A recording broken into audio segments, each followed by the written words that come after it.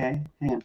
Edmonton. So good afternoon and welcome to our live webinar. And today it's all about hockey. Let's talk hockey. Canada's pastime, Albertans, well, you know what we love, and Edmontonians, and also BC, they love hockey. And today we have about 110 years of experience talking to us. So I want you all to help me welcome none other than Tony Gallagher, 45 years in broadcasting, and our own Brian Hall, who tells me he's got over 65 years in broadcasting. So fellas, are you there?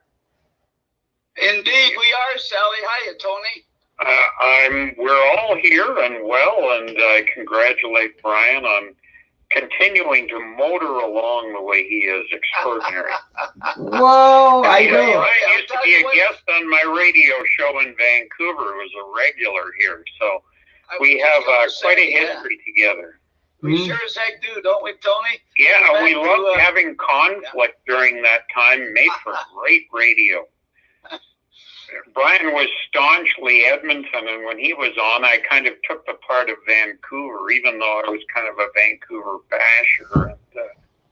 And we used to have some great discussions, so it was fun. But those were the golden years of Edmonton. He always had a leg up. Really? Well, they were actually, too, I'll tell you what, Tony, they were also the golden years of sport. They really were. Yes, they were. Golden years of entertainment, too, I thought. Oh, positively. And Sally, we shouldn't just be doing hockey. I think Tony would agree with me. I'm not trying to take over for you, Sally. But what I'm trying to get at here is, Tony, we should also talk about the Canadian Football League, because I'm very concerned about the CFL. Yeah, I think it's really in dire straits here until you can get back to normal numbers of people in a stadium. I think the CFL is going to be on life support. I think they'll probably last as long as TSN has the interest that they do. TSN will be their life support, but they rely heavily on gate receipts, and it's really distressing for the CFL. I don't know how they're going to manage to pay players. They can't expect people to take those kind of risks for nothing. And yet, if you have to cut a CFL's player's salary in half, man, it's not worth doing for it, for them. It's not worth taking the risk. I made a mention the other day about that very point, Tony, the fact that, they're talking now. The league was supposed to get underway with training camps on May the 17th, and the first league game was June the 11th. Every team plays 18 games. Then, of course, everything was put back. And now we don't know when, because you can't have fans in the stands. And the draft is coming up on Thursday. And maybe, just maybe, we'll get a little more about the league from the commissioner, Randy Ambrosi, on Thursday when they have the draft. But the other point I want to make here is exactly your point, Tony, and that is Canadian players and U.S. players make up the CFL. And all players in the CFL are paid in Canadian dollar. Every player in the National Hockey League, whether you're in Canada or the United States, gets paid in U.S. dollars. If you take a guy like Connor McDavid at $13 million a year in Canadian dollars, what he can buy here, it's like a $17 million a year contract. In the Canadian Football League, you had astronomical sums paid to Mike Riley and to Bo Levi Binchel of Calgary, and that was over $700,000. I mean, that was just unbelievable when you talk about the money in the CFL. But over 40% of the gate revenues with the Eskimos comes from fans in the stands. And if you don't have the fans in the stands, and if you reduce it, they don't get going until Labor Day, and you're down to 8 games played by each team, those players have to come from the States. We don't know if how can you get across the border? You can't right now, so we don't know that. There's a lot of other things we don't know. But let's say that they were able to. If you come, like you said, Tony, for 8 games, and you get paid in Canadian dollar, and you live in the States, it's not worth it, because you probably got a job going down there, right? For sure. When you include the risks, and I'm not talking about virus risks, I'm just talking about straight up injuries. The one thing the CFL may have slightly in its favor is because it's football season forever, with the U.S. starting much later, they can push it back, and still maybe get their season in. If there's a hurry-up vaccine along the way, people get vaccinated, and because they're going to be largely outdoors, maybe with the exception of a couple of stadiums, they're going to be outdoors. If people are outdoors wearing masks, you might be able to get back to a stadium-type situation with a vaccine if they hurry one up, but it doesn't look good in general for the CFL. I mean, any reduction in revenue basically neuters the CFL, and they're on life support as it is going into this. I mean, well, what about those teams that have to survive? Like Edmonton can survive because they've got a fund of over $12 million. They can survive. Saskatchewan could survive. But there are other teams. I mean, Bob Young owns the Hamilton Tiger Cats. They have new ownership of Montreal. The guys who own the Argonauts are heavy pockets with money because it's the Maple Leaf Sports Entertainment Group, you know. But then you take a look at some of the others. You know, BC Lions could they handle it? Depends on the will of the owner. I mean, and, you know, they're looking to sell here as it is, and at least that's my understanding. So I really don't know where they'd be, but they wouldn't be in great shape, I can assure you. But, you know, I think at the moment people are mostly interested in hockey, and because they're right now having their committee meetings with the players groups and the ownership groups meeting together and seeing how they're going to do this. They're going over the concepts of what they're going to do, and I know Connor's on that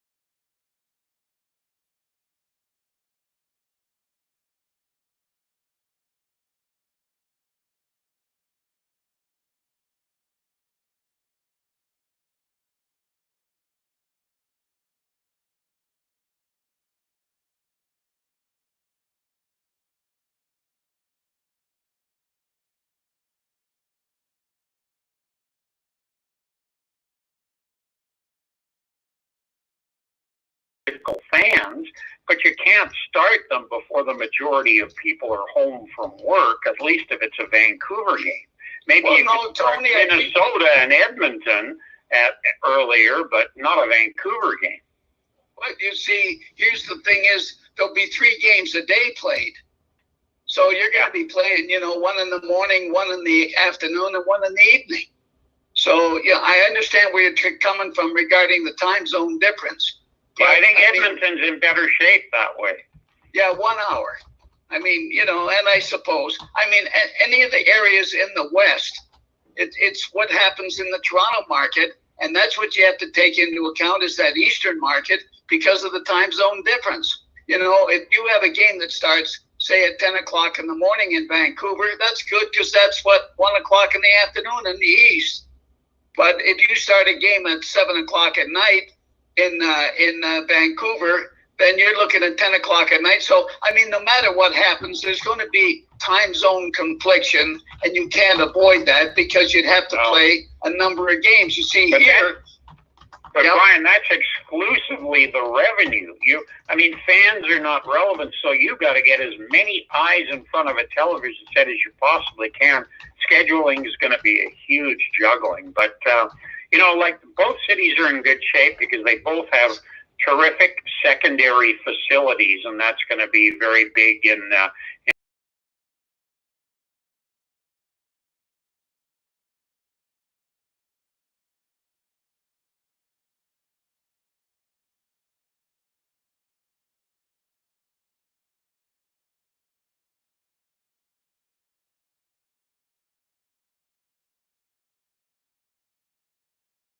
and I guarantee you it was like 35 years ago, at least that. He said, Brian, I'm going to tell you one thing. He said eventually what's going to happen is that the way with technology and everything that's going to come, that eventually sport will be played in an area where there are no fans, because everybody will be watching it on the technology, wherever you might be, whatever device you're watching on. But he said that's how it eventually will go in the world of sport. So here we are. It may well be, but it'll ruin the atmosphere. But, I mean, to more immediate concerns, what are the broadcasts going to do? Are they going to put in crowd noises and to try and create an atmosphere? Otherwise, it's going to be awfully dry. It's going to be like watching a practice. No, it's not going to be riveting television, I can assure you. You can put crowd noise in easy, Tony. You know that. Well, you can put that in easy. I mean, they used to do Tony cheering and I don't know. We'll see how it goes. I mean, it's all new to everybody. Yeah, but don't they put laugh tracks in for comedy shows? Well, you know how they sound. Pretty phony. But nobody would know. If you sit there and you say, I know there's really nobody there, they're putting a laugh track in there because they think that's where a laugh should come. So, I mean, but that is the least of the problem. The problem is going to be, I don't know if they can do it, period, because first of all, they haven't been given any green light by the medical people. Secondly, you have to have a system devised where the players come in, they're going to have to be sequestered. They're going to have to be, in quarantine for 2 weeks and all of that kind of thing. They're going to have to be unto themselves all the time. Dressing rooms are going to have to be, every practice, every game, they're all going to have to be, made clean again, squeaky clean, free of everything. And on top of everything else, what about getting players from around the world and everywhere else to come here when we don't know at the moment if there's, what planes are flying and where, and the border's not open. Yeah. Well, furthermore, you've got to get every player to sign a waiver that they're willing to take the risk of possibly contracting it. They didn't sign, when they originally signed their contracts, yeah, they're obligated to fulfill their contracts, but not under these circumstances. Some guys may not want to take that chance and wouldn't sign the waiver. I would think most of them want to get back to work. But again, these guys are going to be working for a significantly reduced amount of money. Right now, they're trying to mitigate the amount of escrow that's basically wiped out any paycheck they're getting right now. They're certainly trying to get rid of that. Most of them want to get back. But the really wealthy guys, they just may say, hey, I'll pass until we got a vaccine. And I don't think there's a way that the league can enforce them to play and make sure that, let's say Sidney Crosby decides he doesn't want to take the risk. I mean, I don't for a minute think this will happen, but let's suppose he didn't. I don't think the league can obligate him to play. Well, it's got to come through. What's the point of suspending him? He's not going to get much anyway. No, but it's got to come through the Players Association, right? Well, yeah, but that doesn't mean every individual is going to agree. No.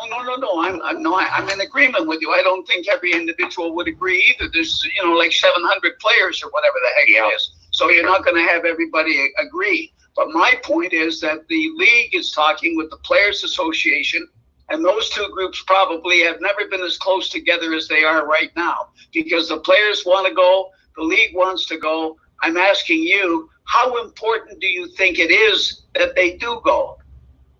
Well, they're desperate to do it, and they are going to do it. Let's face it, it's going to happen in some form. Yeah, I don't know whether it's the right call or not. I mean, games without fans do not a whole lot for me, and the Stanley Cup is going to be tainted. There's going to be teams maybe even challenged legally when they're excluded from the playoffs. Oh, yeah. I know they want to finish out the season with the scheduled games. They're going to have to play they're going to probably have to play 2 games every 3 nights to get the schedule in and finish playing by the end of, by the middle of August or the end of August. It's going to be so compressed. There's going to be huge risks involved there. It's going to be a dog's breakfast. It's not going to be attractive to fan or players. It's being done for the money. Now, of course, it's being done for the money because they've got the big NBC contract. They got the $5.2 billion deal that they got with the Rogers Group. Yeah, Rogers will probably come out a winner. Yeah, of course. But my point, Tony, is this. Number one, how important is it to them that they had this? And it's only because of the money, we know that. Number one, how important if it impacts next hockey season as well. And also, point B, do you think fans are going to want to go in July and August in this watered down situation? Well, they're not going to be going anywhere by the sound of things. But if they could, do you think they would? I don't know. I'd be certainly not so enthusiastic, but I'm not the guy to ask. I mean, I'm not a ticket buyer, and because of my position, never have been. So I definitely would not be the person to ask. I couldn't answer that. I wouldn't be the least bit interested, but it'd be nice if they could play in outdoor stadiums. Finally, a use for these outdoor games where, you know, transmitting any disease is a lot more difficult outside. An outdoor stadium would be really helpful, but obviously getting the ice up to scratch in July and August might be a bit of a challenge. Yeah, and of course we know that would not happen. But no, I'm just being facetious. I know you are. I understand that. I know your personality, Tony. I know. Anyway, but strange. Yeah. But what I'm getting at here is you see, I'm looking to beyond the point of whether they play or not. If they don't play, they don't play. No big deal. If they do, then okay, we'll see how it works out. But I'm talking about now as a result of this pandemic, what is it going to do to the future of the game? That's my point. Number one, I can tell you, are fans going to be paying the ticket prices that they've been paying?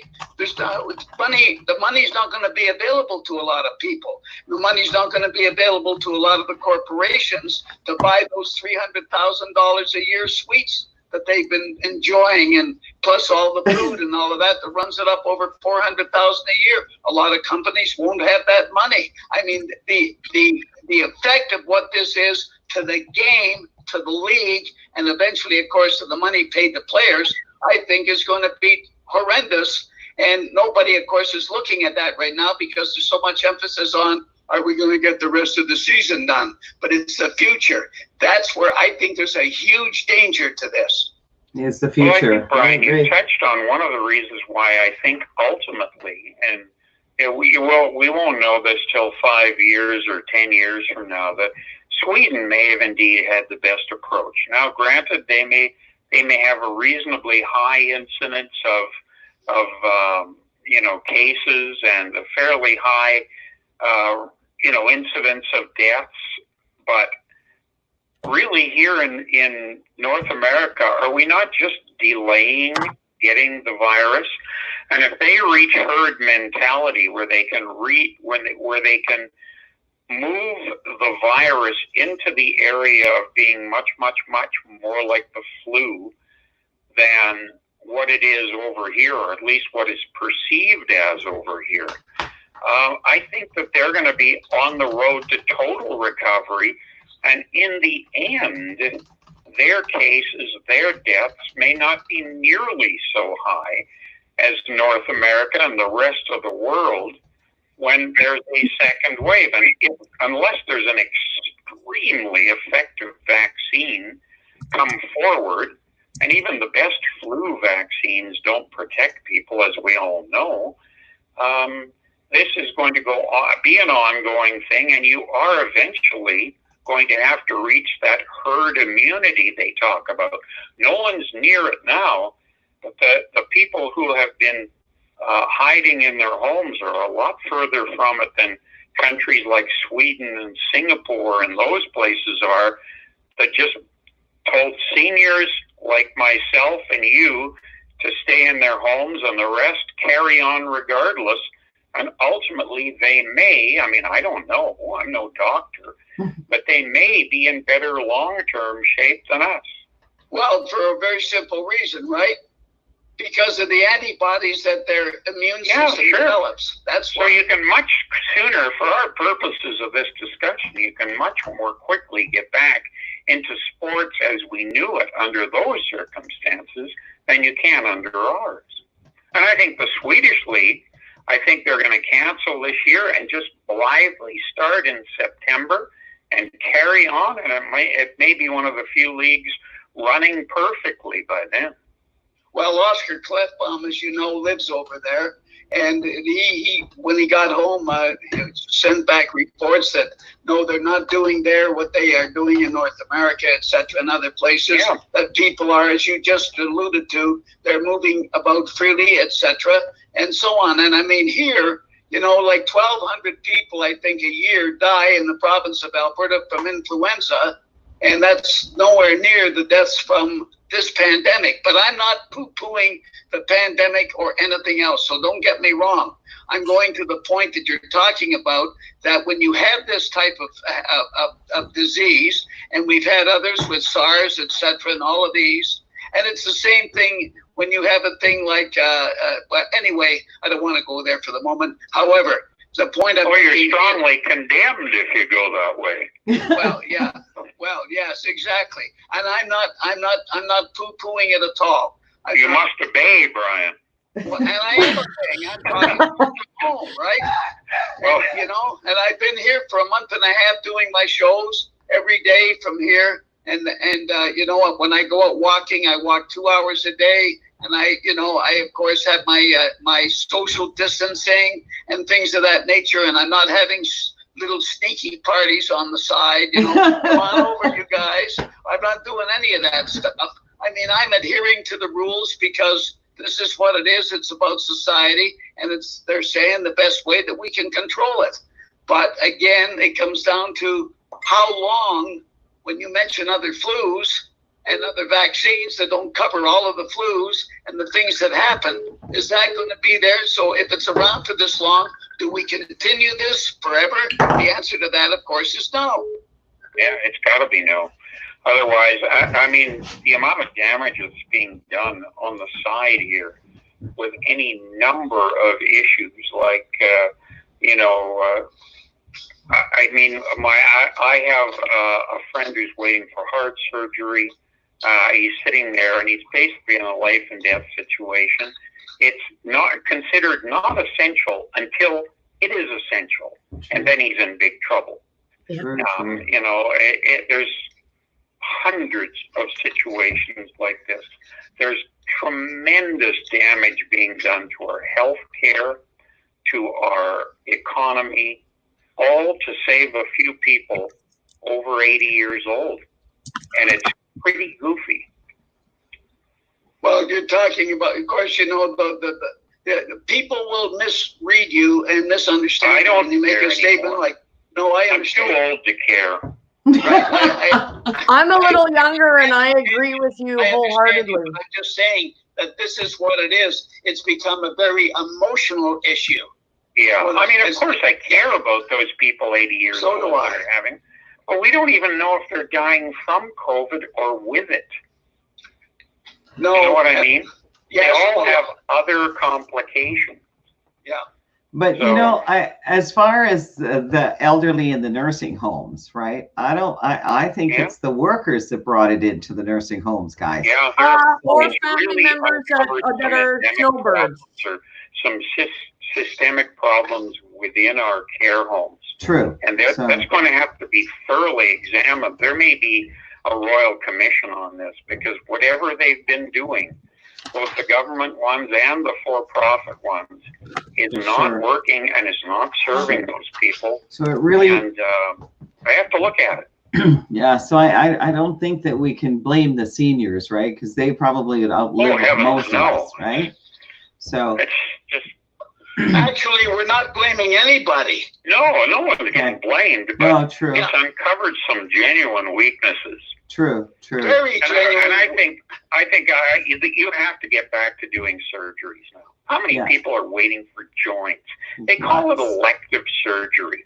Who on earth wants to go for surgery voluntarily? Nobody. Every surgery is non-elective. Yeah. It's a stupid thing. Unless it's plastic surgery. You know, I mean, it's a silly term, really. Non-essential. That's but getting back to getting back to other areas in the area that we have been involved with for a great part of our life, and that is the effect on the sports people. You know, we're talking about. Listen, you're talking about, the New York Yankees are valued at $5.2 billion. Ouch. I mean, not anymore. But yeah, it doesn't matter. It's billions, and all those teams, you know, and what they are worth, and that's the point I'm getting at here of the effect it has had on the organizations. I mean, nobody's going to feel sorry for any group that says, you know, Forbes magazine, they're worth $5.2 billion. They're going to say, don't cry to us.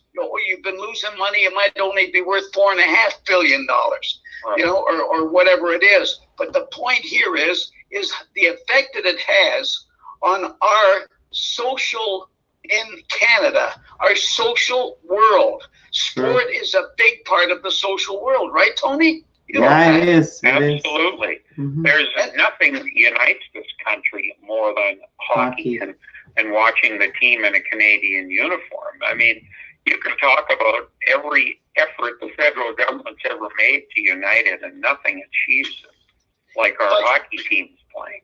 But also forgetting just the hockey teams. Just talk about sport generally. You know, because there's a lot of people who participate.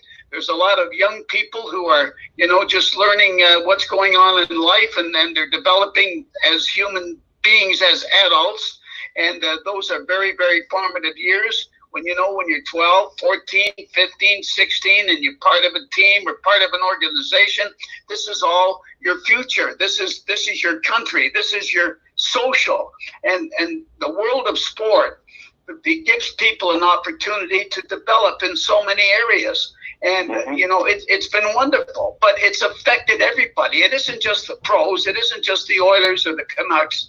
It is everybody. It is, you know, these kids that are playing on the playgrounds and so on, and just out generally doing whatever they're doing. I don't care what it is, whether they're playing field hockey, soccer, whatever it is, it's affecting everybody, and it's affecting our social way of life.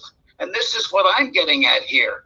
If we're talking about sport, then let's talk about what it does as the sports world on the entire world. It unites countries. It also had, I mean, gee, Tony, I mean, before we had what we have now, remember the great Russia-Canada series before Russians became part of the NHL? And we had all those dirty Russians back in the 72 Summit Series and all those things that happened. I mean, fantastic. And it's been going on forever. And it develops everybody, and it brings the world together. Now, and all of that, we're talking about the Olympics. They're talking already that the Japan Olympics next year, postponed from this year, that next year they may not be able to be held if there isn't a vaccine found. So says the head of the Tokyo Medical Association. He says it might be doubtful that we can have the Olympics even next year. That's what they're saying today. And that's where I go back to. If this is the way it is, this is a virus like other flus, but a different kind of flu, like no other. But it's a flu and it's new. You know, is it going to be there forever? Which means how long do we go with this? This is an unknown, this is uncharted water for us. And it's going to greatly affect how we live in this country. I don't think it's ever going to be the same again, ever. It'll never be the same. We should wrap up on that note, Brian, because I couldn't agree more with you about young people and sports and what a huge development catalyst it is for all our young people.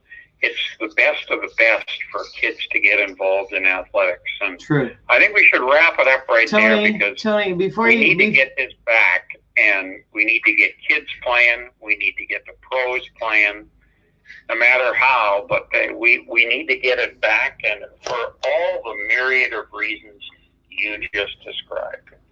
So, Tony, we've got a couple of questions for you guys. So I have Christine Gold. Christine, are you there? Yes, I'm here. She is a season ticket holder, so it costs her about probably $20,000 a year for her 2 seats. So she's got a couple of questions. You guys mind? Well, I got a motor here. We've been on for 40 here. Yeah, I know. Okay, Christine, what's your question? You know, like I got my project going, and I got a guy calling me in about 5 minutes.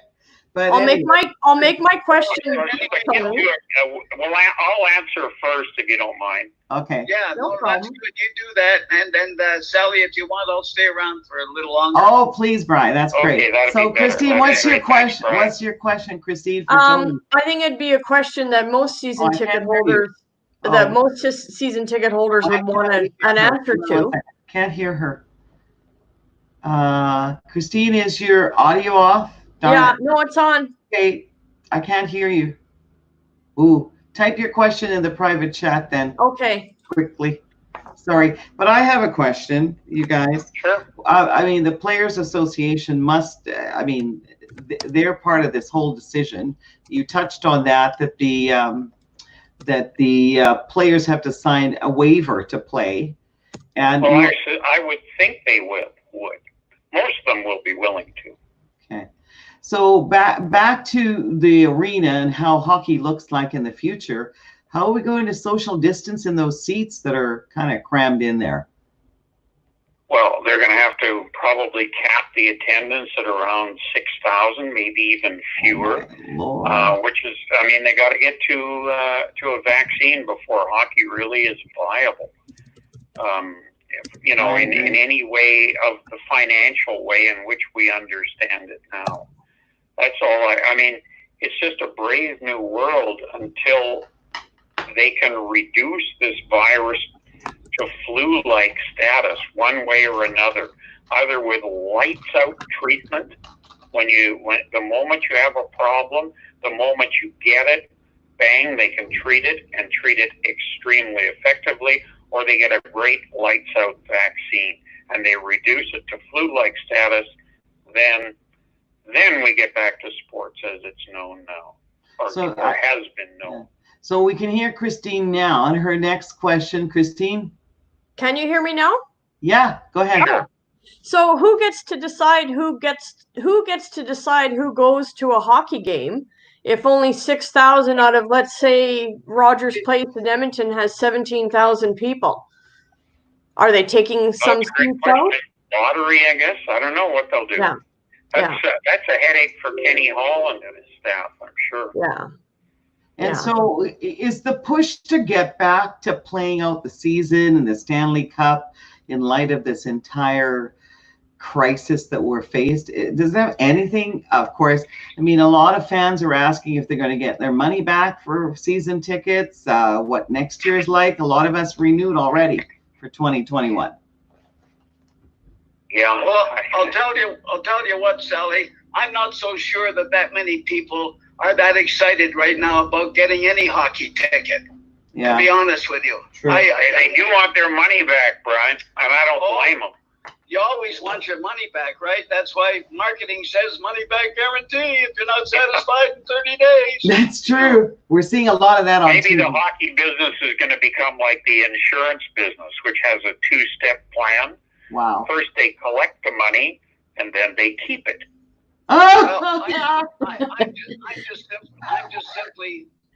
I'm from this school. I think that we are not going to have crowds like we had in the past, season ticket sales like we've had in the past, or anything else. I think a lot of people have had an eye-opener without having any hockey or other things that have been going on.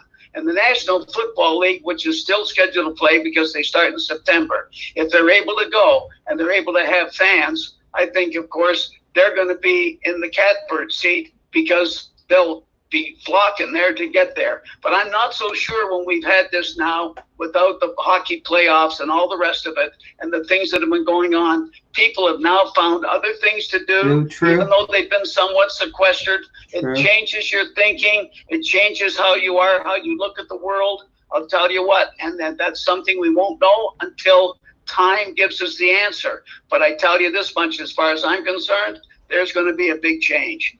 Huge. No doubt about that. Brian, you carry on, and I'm going to have to bail here, Sally. Thank you, Tony, for being Great chatting with you, Brian. Yeah, nice talking to you, Tony. Let's do it again. Oh, yeah, absolutely. Tony Gallagher, thank you very much. I've always appreciated your acumen in hockey. And that was Tony Gallagher. And we still have with us our own fantastic Brian Hall. Brian, we have a few other questions. I hope you don't mind taking them. So no, let's go. No, fire them away. So, with everything shut down in every sporting industry, I'm not so sure. Maybe we're rushing this, right? Trying to finish the season. I don't know. I mean, how are they going to do it? And when are they going to decide all this? Do you know? No, they don't know. So we certainly don't know, because I can guarantee you they don't know. And I think they're a little fearful that it's not going to happen. But we see the things we don't know, Sally. The things we do not know are what are the terms of the contract that the National Hockey League has with NBC, the $5.2 billion deal they signed with Rogers. What happens if you don't have games? Then you don't receive that money, and it's big time dough. Right? This is going to look at. I'll tell you what. When you miss playoffs and you do all those other things, and you start thinking about the gates for a hockey game, a hockey playoff game at the Scotiabank Arena in Toronto, and then you start talking about having some home games, you're all of a sudden, when you start talking and looking at these areas, you're talking hundreds of millions of dollars. We're not talking just a few $1,000,000 here. No, we're talking hundreds of millions of dollars. It's huge. Of millions. It's huge. And that's why of course they want to have it. I mean, how important is it if you don't have a Stanley Cup awarded? So what? People just say we didn't have a Stanley Cup awarded in 2020 because we had a big epidemic. They did that back in 1919 at the end of the Spanish flu. That's true. Which killed over 40 million people, wiped out a third of the population of Europe, and it wound up canceling between a team from Washington and the Montreal Canadiens. It wiped out that Stanley Cup. They never did award it. And a player, Joe Hall, who played defense, he was an outstanding player, was inducted, I think, into the Hockey Hall of Fame in 1962. Joe Hall played for the Montreal Canadiens in that series. He died. He died. So, I mean, all I'm getting at is it's not the end of the world if we don't award a Stanley Cup winner. People sit here and say, boy, look at, and Draisaitl will say, boy, it would have really been nice. And I think you've got to say, given what it was, you were the champion that year. Exactly. And we only played because we had 189 games left, totally in the league to play, and we weren't able to get it in. It ain't the end of the world if they don't get it in. I agree. It's the future. Yeah. It's the future that I'm looking at, Sally. And I think the energies need to be directed to the future and rushing to have some sort of Stanley Cup. Besides, I know that, I mean, it was exciting. It looked like we were making the playoffs. We're diehard fans here. Absolutely. We've supported the Oilers through all kinds of years. So, but everybody's in the same boat. And I agree with you. I think that, I'm not so sure this thing should go ahead. It's tainted anyway. Absolutely it is. There's no doubt about that at all. And I'm also, what effect, how will it impact next season? I would rather have a call to it right now. That's it. And start the season as scheduled with your training camps in September and start a brand new season. And that's it. Rather than have something happen where we're playing July and August, and then the start of the hockey season for next year is really delayed until the middle of October. Right. Or something like that. You understand? And then the following year, then we'll maybe get back on track. I don't want that. Just call it a day if you can't do it right. And because I want to start the season next year at the beginning and play a season and say, look, we all got kicked. Yep. With this pandemic, all of us, no matter if we got killed in business, hockey got killed, football got killed, baseball got killed, the NBA got killed, young people got hurt, everybody got hurt in this. Everybody. And so that's what it is. I mean, it changed for a lot of people. There's also people who are going to be making a lot of money out of this. Don't ever kid yourself. True. There's the other side of the coin. That's the other side of the coin. There's a lot of people who are going to be making a lot of money as a result of the pandemic. But it's primarily it's the guy, the average Joe, and I'm just an average Canadian, and I really am, and I have the same feelings as everybody else. Yeah. And that's all I'm saying is that if that's what it is, let's call it a day and then start fresh. I agree. Because there's a huge cost to what they're trying to do as well. Christine, do you agree that we should just call it a day? Everything else I do. I think it's wishful thinking that in July or August that they're going to start piling people into arenas to play the last few games and then start a Stanley Cup. And I'm honestly, and I don't want to be a Debbie Downer, but I think even starting the hockey season, which normally starts September, October this year, that's right at the start of the new flu season. So, and the start of the second wave, allegedly, of the pandemic. So I don't think we can make any real decisions for anything for a year.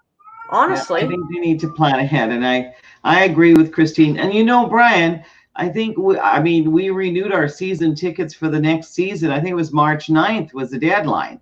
So we bellied up to the bar and paid, You know that, right? Mm-hmm. Yes. Yeah. So, but and the other thing is, even if there are no fans in the arena, and then they're counting on online viewers, television viewers, but then our summer season is so short, right? So we're going to spend the summer indoors watching television. I don't know. Yeah, it's a disaster.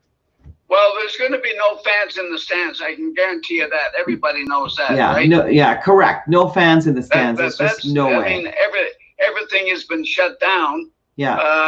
By Dr. Hinshaw has been shut down until the end of August anyway. True. Mm-hmm. True. Right.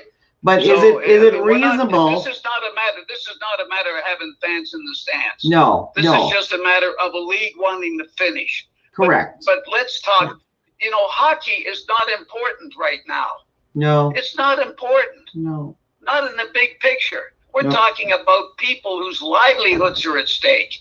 We're talking about people whose business is, maybe there, and there will be. There's going to be businesses go under.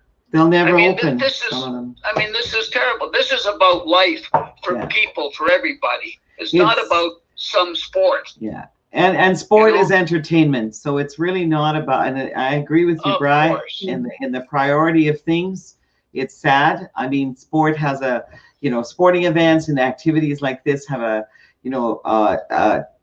tremendous part in our overall being. But for now, you're in the real estate business. All I'm saying is, can you imagine a young couple that bought their first home just over a year ago? Yes. And then suddenly, because of perhaps the business they're in or the business he's in, whatever, they get temporarily laid off. Or deemed non-essential. People, Sally, you know as well as I, people are going to lose their homes. They are. And then that's coming down the pike. And, sorry, Christine, you had a statement. What did you say? Well, if they're deemed non-essential.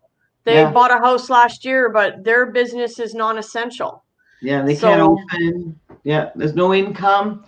And, that the support that the government is offering, it's short term, and it's not even close to covering people's overhead. So yeah, but the other part of it is, Sally, it's going to change life because they're not giving us the money. We're going to have to repay it. Yeah, and so as well as I'll tell you right now how I feel as an Albertan, as an Edmontonian Albertan.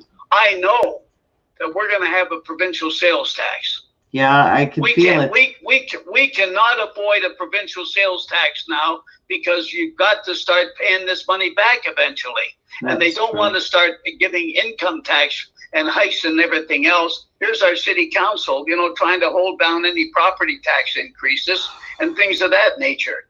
I mean, this is the real world we're talking about. This is not the world of a hockey game. Nope. Or a football game or a baseball game or whatever it might be. This is real stuff. This is the real world. This is survival. That's what it's all about. And there are people who are trying to survive, and I feel for them. I feel really badly for them, terrible for them. I know. Because the pressure is tremendous. It is. The people are undergoing tremendous pressure. And of course, there's now talk about what's the psychological effect going to be when you don't have any personal touching. No more of that personal togetherness. Everybody's got to be 6 feet apart. No personal touching. You know, they tell you the importance of we as communal animals. We're pack animals. Yeah. We got to be together. We got to, we're herd mentality. That's what we are, because we're human beings. We're animals. Yeah, and that's what we are. And all of that's been greatly altered. Yeah, world I'm talking about. I'm not talking about a hockey game. Yeah, but I also think that, there's a lot of information. A lot of it is very good information. A lot of it isn't so good. But the fact of the matter is, the one thing I do agree with the Alberta government in particular is the fact that they are going to try to test the large majority of people. Right now, they're, concentrating on the people with symptoms, or that they work in a nursing home, or the nursing home people. I think the only way we're going to have a level of comfort going forward is knowing what is the true infection rate. The only way you're going to find out what the true infection rate of something like this is to test the entire population. Then you can decide what your infection rate is, what is the death rate, and some of that information. Like we don't know that. They're not telling us. They're not testing everybody. I wasn't allowed a test. I was in Los Angeles on March 13th. I phoned 811. They didn't want to hear from me, and they didn't want to test me or my husband. Sally's never been tested, because we are sort of the general public. I think they need to test every single person in this province, and then we can see exactly how deadly is this thing. We're not going to know otherwise. No. Well, this I think this virus is going to be around as long as there's no vaccine. And so those of us who are healthy, and it's like Brian says, right, earlier, and a lot of us, and Tony mentioned this too, right? I mean, if we're at risk, then maybe we distance ourselves more. I don't know what the answer is, but there's a lot of information. There's a lot of misinformation. Mm-hmm. But Brian, you're correct. We're social. This species of ours, we're very social. Touching is important to us. So you're right. I think the priority is figuring out how we move forward with this, and some of the other things are no longer a priority. I think we're back to basics, Bri, right? We take care of ourselves, take care of our neighbor when we can. Mm-hmm. It's not easy doing the driveway barbecue where the neighbor is like 50 feet away, but I can tell you that there's been a lot of change in thinking of a lot of people as to what life is really all about. And I know that, and I don't run around taking personal, polls or something like that. You just know, because you know how you feel. Yeah. It causes you to take a real serious look and say what really is important here. So true. What really is important, right? So true, Bri. Maybe we actually probably needed to do that. That's the good thing that's going to come out of all of this, right? Mm-hmm. Everybody was, running around busy when all the basic things in life, Brian, you've come through tons of stuff. Like, I can't believe it's 67 years. You got your first job at 19, is it? Wow. In broadcasting, and you have seen everything. So I think we need to look to, people like yourselves. They're still so active, and you've walked the road. You're a few miles ahead. And it really is all about basics and family, right? It's just, I don't know. It has changed a whole lot of things. It certainly has. But we do need to figure out how we can get to socialize a little bit, right? I made the comment in the early days, right, Bri? Well, it was great hugging everybody, but maybe we'd gotten too huggy. Just kidding. I don't know if you can ever get too huggy. No, I don't know. It's pretty good to hug you, I tell you. Oh my gosh. But Christine, has 28 years in nursing at the U of A. 25. I'm not that old. Okay. And I 25. retired. So it's quite interesting what's going on in the medical side. But I think they're all doing the very best they can. And now, weeks later, people are looking to a country like Sweden. Did they do the right thing, right?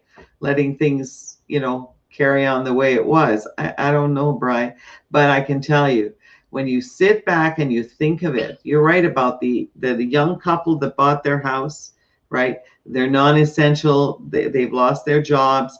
All the businesses, Brian, that we know, I don't believe they can all ever reopen the way they were. Oh, they won't. Yeah. They won't. It definitely is. It's overwhelming when you sit and think of the ramifications. It's like you said, right? Hockey had contracts with the television guys and this. Oh, by the way, can you clarify that one comment earlier about the players? So they're not getting paid right now? Oh, no, I haven't heard. I think the players are getting paid. I thought so too. Well, there's been no story they're not getting paid. I can tell you that. In Major League Baseball, the Players Association is having a bit of an argument right now with the owners as about how they are getting paid. And what happens here is that they're talking about you get docked 162nd of your contract. Baseball is 162 games in a year. And so if you start missing games, then you get one of that 162 taken away, et cetera, et cetera. Listen, there are people who are playing games and playing for 15, 18 minutes a game that are making $100,000, $200,000 a game. Yeah. I mean, come on. Let's get to the Absolutely. real world. Yeah. But the reason that they can do that is because the money is there, and the money comes from the people. And when suddenly the people and their money increase that they should be getting is not there, and in fact the pot is dwindling, you suddenly start, and Christine will say that, you suddenly take a look. Look, if you sit down at your table with your family and you're being squeezed, the first things that are going to go are, entertainment, hockey, and all these other things that are costly. Yeah. And then the next thing is going to be your vacation, because you got to survive. Yes. You got to survive. Survival. That's really what it's all about. The basics. And really, honestly, when I think about the cost of the ticket, I think we're still the third highest ticket cost in the league. And look at we have a population in Edmonton of 1 million people, and the province is about 4. It's ludicrous at times. Sorry. Well, first of all, let's understand one thing. The world does not revolve around sports. My world does not revolve around sports. Everybody thinks it does. It does not. Number one, I'm not a sports guy. People think I am, and I am recognized for that. But I'm a broadcaster. Right. First, I'm a broadcaster before I'm a sports guy. Secondly, most people do not go to sports events. What do you get? 10%, 15% go to games? What are the other 85% doing? You know what I'm getting at? I do.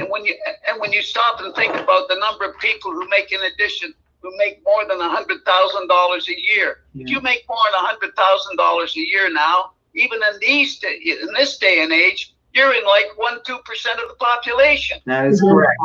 That's correct. Everybody's not making fat cat money that everybody thinks that they're making. And when I go to hockey games and I see young people going there, I know that they really scrapped to buy a ticket to go to that game. I know that. I'm not knocking the clubs. I'm not knocking it. But I'm talking about the way our society goes and the way it gets structured, that when you have something like a pandemic that suddenly says, wait, stop, you're not going any further. The barrier is up. Now, I want you all here who are standing at this barrier, I want you to suddenly start thinking about this. Boom, boom. It's caused us to sit back and think and take a look and reassess and say what are the true values of life and what are the really important things of life. Not what I want, not what I need, but what I have to have to survive. There's a big difference, right?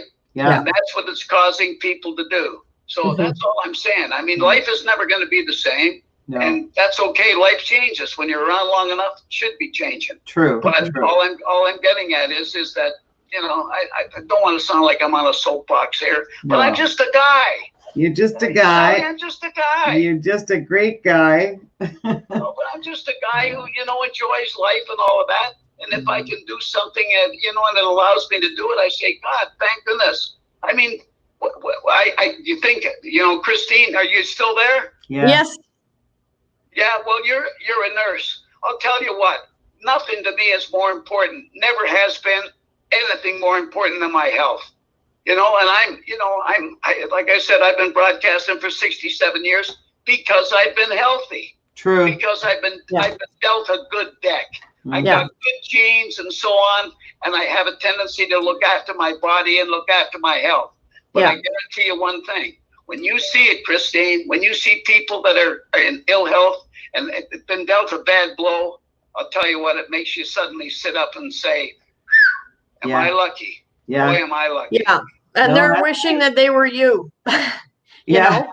They're Yeah. wishing, gee, I wish I had my health back. But I'm a retired nurse, so I can't actually say that I'm a nurse anymore. Yeah, but you don't lose that. Plus, you do take care of yourself. So I think it's back to priorities, Brian. Yeah. Honestly.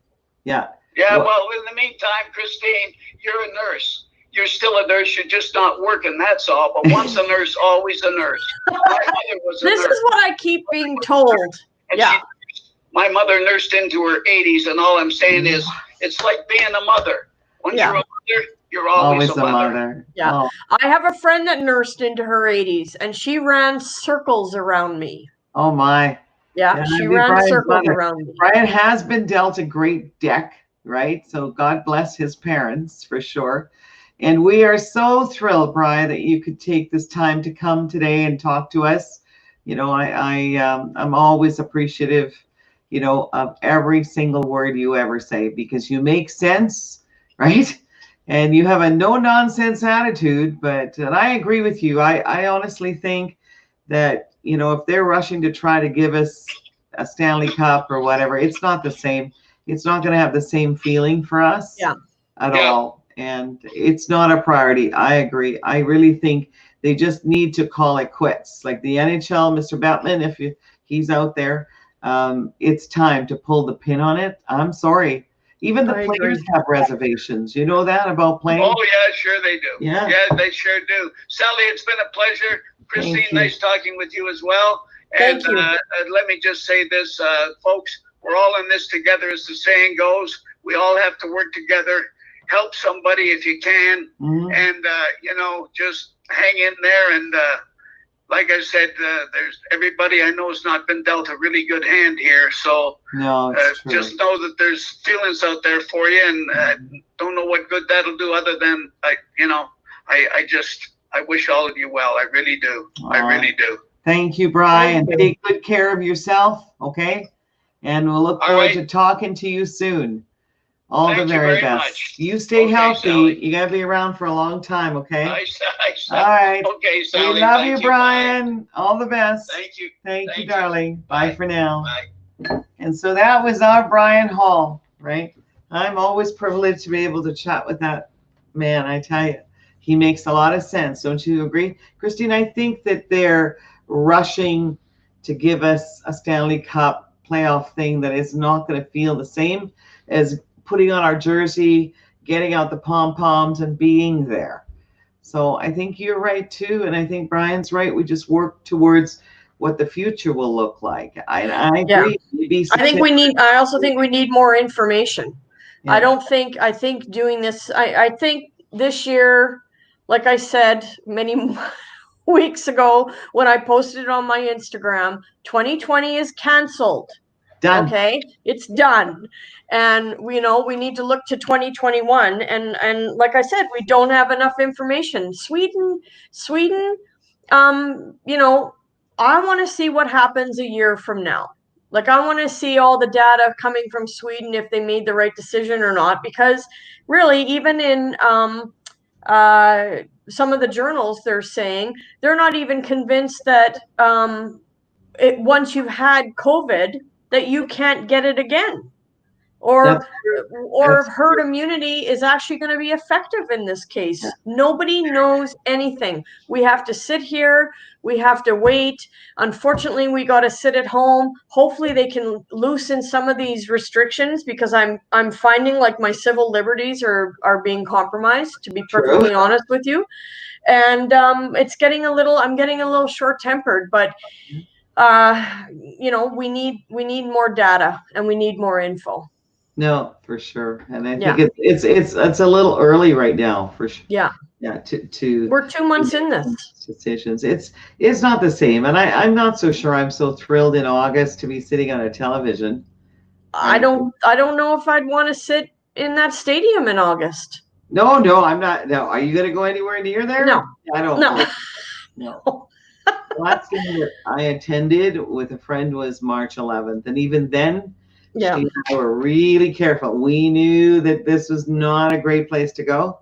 Yeah. We kind of knew it was the last game. We were prepared ahead of time. Yeah. But I'll tell you, and we said that before we left there. Mm-hmm. The world of hockey, because of COVID, it's just not going to be the same for quite a while.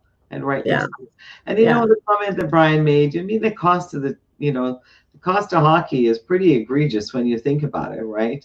Yeah. That only a small basic. To be honest with you, I thought Brian and Tony were bang on. Yeah, I agree. They were bang on their assessment of the entire situation. Yeah. But so it's not, and some of it's not popular. Some of their, they're not popular opinions. I hold the same opinion that they do, and I don't talk about it. I do as well. Christine, I'm not sure, I didn't get a chance to ask them, but is pushing it along does it have anything to do with keeping the money that people paid for their seats and things like that? I don't know. It's all about the money. Obviously. Well, that's a very good question, isn't it? Mm-hmm. Because in theory, they should be giving you a refund. And we're not hearing any of that. And they can make a claim. Isn't that big corporations? And shouldn't they be giving you a retroactive? How many games were left in the season? Right? I mean, how many? I don't remember, 5 or 6 maybe? A few. Shouldn't you have a refund on that? Mm-hmm. So. And then, of course, we renewed our tickets. So for the next season. And like I said, right, I don't believe that, I don't know. I guess we need more data. But the way that we know hockey, and like Tony made that comment, you go back to 6,000 people and who gets to decide and how does that work? It's a major. You're going to have to take seats out. Yeah, exactly. Think about, how else are you going to do it? You take your seats out. Maintain 6 feet. So, have fun with that. That's not going to work. It's not going to work. It's better to just swallow this very bitter pill and regroup and decide at a later date. True. Well, I just want everyone to know that we are still supportive of hockey, but we recognize and we're realists and we're survivalists that the hockey world has changed. Every sporting event has changed. All of our lives have changed. And when and if hockey, when they figure this out in the future, we will still be there. We are die-hard. With bells on. Sorry? With bells on. We'll be there with bells on. So, but in the meantime, we all need to keep ourselves safe. We need the team to stay safe, and we'll get through this. But I agree with everyone. I think the season's over, and I think really, Mr. Bettman, get on the podium, buddy, and just call it quits. It's too complicated, and the stress level for players. There'll be players, as he said. What if Sidney Crosby says, "I'm not playing"? He has every right to say that. Don't you agree? Absolutely, because it's not about. It's about an unknown. Everybody knows that there's risks in hockey, injury, of any sort of physical injury, but this is an unknown risk. Totally. Like I said, it's an unknown risk. So why would someone send a lot of players back to their own home countries? Now you're wanting them to come back, and that's major crisis. A lot of people can't fly back. The borders aren't really completely open between the United States and a whole other place. So No, honestly, I think the quickest and the fastest decision, and to get us all out of our misery with respect to this, is just call it quits. Call it quits, Mr. Batman. It's the NHL, and let's divert our energies into what it looks like next season, if there is a season next season. Do you agree? Yeah. I agree. Yeah. Christine Gold, thank you for joining me. And this is a new platform, so we had a couple of audio glitches, but lots of fun. Great. Yeah, you look fantastic, and I kind of like your jersey. Orange is the new pink. I know, or the new white. We'll wear it all. We'll wear it this summer. Why not? Yeah. I was digging around for those pom poms we had in 3 years ago. Yeah, woohoo! But we are still terrific fans. We really are. But we're also realists, and I think the players are too. So I wish all of the players in the National Hockey League to be safe and enjoy your families and keep them safe as well. And we will see you again. Hockey will just look different in the future. And remember what Brian said, right? Things were postponed during the Spanish flu. So if you've never read about the Spanish flu, read, as he said. And I read this several weeks ago again. 40 million people were. Yeah, I think even World War II, mind you, I'd have to double check that stat. I think they still ran the Stanley Cup. Didn't they? Did they not? During the World War II? Yeah. Possible. Yeah, it's yeah. possible. I think this, so. I think maybe you're right. Yeah. But I'm so thrilled that we got to talk about hockey today. Yeah. It's our national pastime, and it's on the lips of many, right? That's right. The sun might be shining in Edmonton, but if things were different, we'd be headed to that stadium tonight. Absolutely. Well, we're used to playoffs. Hanging in there for the very last game, which I think used to take place in June. I know. Yeah. Oh, well. But anyway, well, take care of yourself. I look forward to seeing you soon. Yeah. And we'll talk to you later. You got it. Thanks for joining in. Bye. Bye, Christine. So that was really, really informative. Thank you to Tony Gallagher, who joined us from Vancouver, and our own Brian Hall. Thank you, Brian, for continuing, both of you guys, for continuing working from home and keeping us informed. And as you can see, we subscribe to what you're thinking. I think the hockey season is over. Need to call it quits, because we're all in the same boat. And we shall pray that everyone stays safe, keep your families safe, and we will be back. We'll be back better, bigger, and busier. So thank you for joining me today, and enjoy this sunny day, and we will see you live tomorrow at 1 o'clock. And remember, together we achieve more. Teamwork. And in the middle of difficulties lies opportunities. So opportunities grow. And as Brian says, it's about priorities. And let's just continue to focus on our priorities, keeping ourselves the basics, absolutely the basics. We'll see you tomorrow. Thanks for tuning in. Bye for now.